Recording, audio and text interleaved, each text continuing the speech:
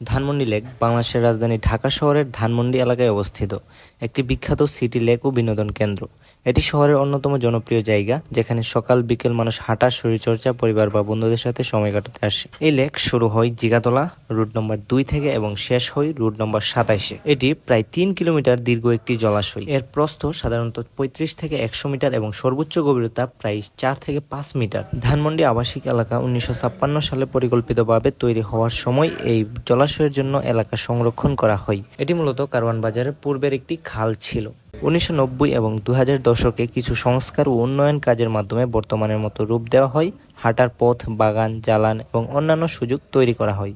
লেকের চারপাশে লম্বা হাঁটার পথ রয়েছে, বাগান রয়েছে, ব্রেঞ্চ রয়েছে, যেখানে সকাল ও সন্ধ্যায় মানুষ হাঁটা চলা করে এবং ব্যায়াম করে থাকে। লেকের পাশে রবীন্দ্র সরোয়ার নামে একটি ওপেন এয়ার এমপি থিয়েটার থাকায় সেখানে সাংস্কৃতিক অনুষ্ঠানের আয়োজন করা হয়। হাঁটার সময় একটু লক্ষ্য করলেই দেখতে পারবেন রাস্তার